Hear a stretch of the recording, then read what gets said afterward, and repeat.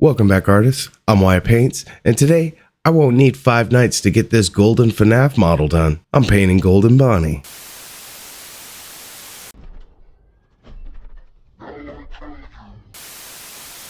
Now, I was asked to squeeze this one in just before the gun on Christmas, and thankfully I was able to deliver, but it did take me a little bit longer to get this video put together. So I hope everybody had a happy holiday. If you'd like to send me a gift, you can always hit that like button, or even throw down a comment saying Merry Christmas, baby. And with a very brief thank you to my subscribers over on Patreon, I'm gonna grab my brushes. Let's get started. Working on top of a black prime, I started with uniform gray.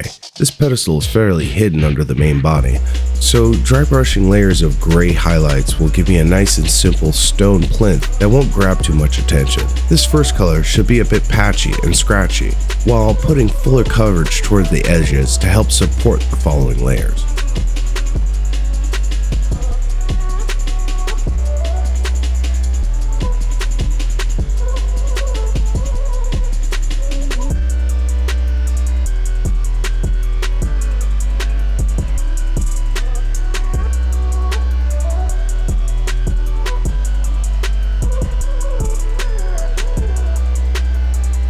Starship exterior is the next layer. Since this is a second pass highlight dry brush, I kept this focus on the edges in order to help define all the detail and give the illusion that the edges are catching glints of light. The important thing here is to make sure to regulate how much paint is on your brush. During this step, less paint is much easier to control.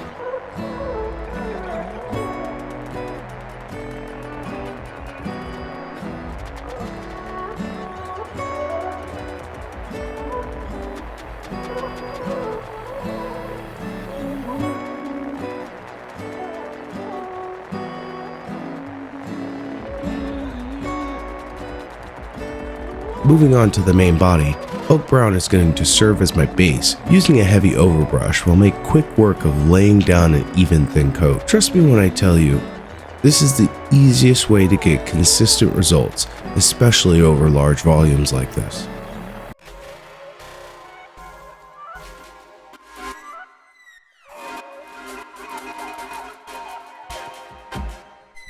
Next, I jumped right up to flat yellow to highlight the main body. Looking at screenshots of the game gave me the strong grimdark vibes, so I want to carry those vibes through to the model. So a rough blend of highlights and deep dark shadows are going to be called for.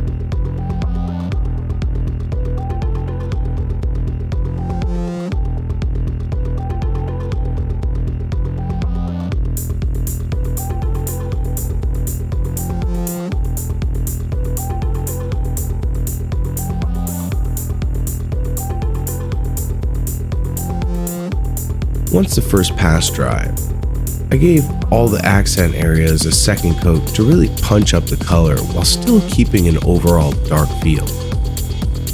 Finally, lemon yellow tops the peaks of my highlights, and I also use this to help contour some of those highlights around round edges.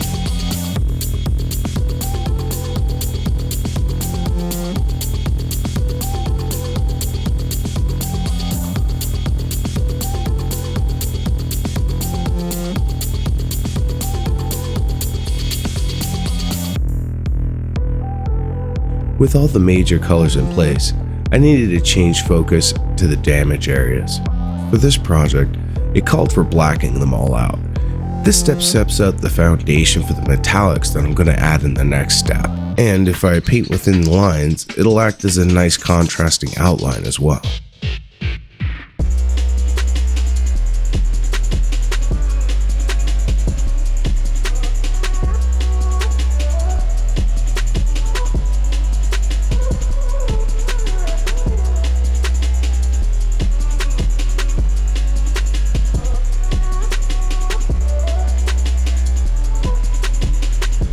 While I waited for the black to dry, I based the knife handle in Oak Brown that I used before.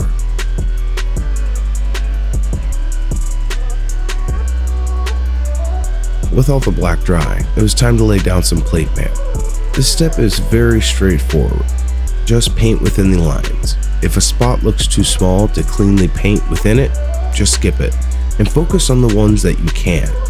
That way, you focus on the work that you can do and let your shadows lend a bit of ambiguity in your favor. Now what's needed is a nice seam wash using Seraphim Sepia. Here I used it like a panel liner to really get some separation between all the parts. I also used it to tint some of the damaged areas to blur the transition between the metal and the painted exterior.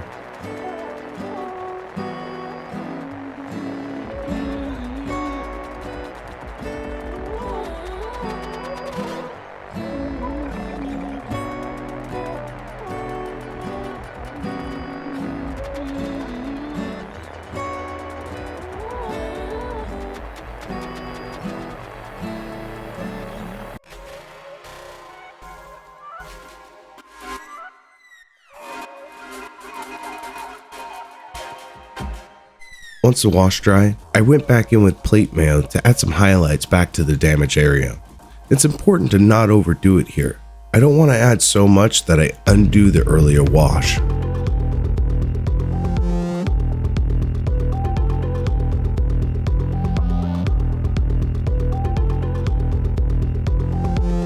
To finish off a couple of details, I coated the bow tie, nose, and all of the buttons in black, followed by a gloss varnish. In order to maximize my time, while the varnish dried, I based the teeth in skeletal bone.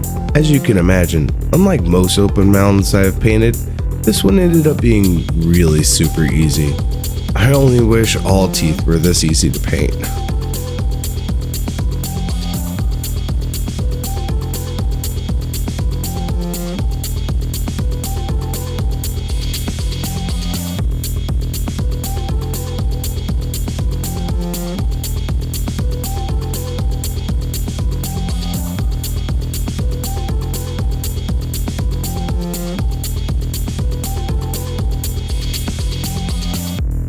Of course, I had to add a shade to the teeth, but unlike my normal all-over wash, I focused this only on the roots, because these animatronics would have been cleaned regularly. But grime and mechanical lubricant would have most likely gathered here, so I gave each tooth a small line of wash to simulate that slight pooling of oil. Next, I used a paint I don't get to use that often. It's a blue-green-violet color shifting paint. It was about a couple of years ago that color shifting paint was the next big thing in miniature painting, but to tell you the truth, I barely get to use them. And usually it's because I remind myself I haven't used it in ages.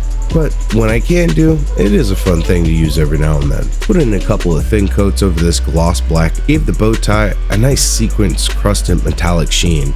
That's a nice little focal site on the model.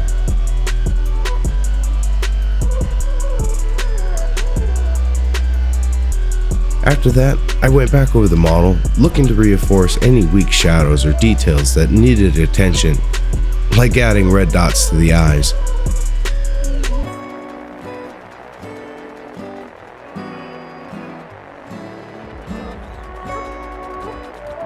Before too long, Golden Bonnie was done.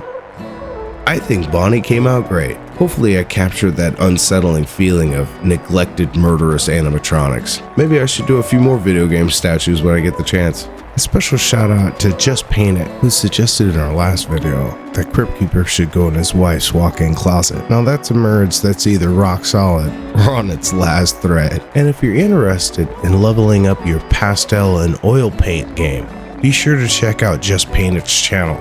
He has great videos on getting amazing skin tones. Well, I hope you've enjoyed this video, and if you did, a like would be appreciated. But for now, I gotta get ready on the next project. So this is goodbye, but as always, thank you for watching, stay creative, and always enjoy the process.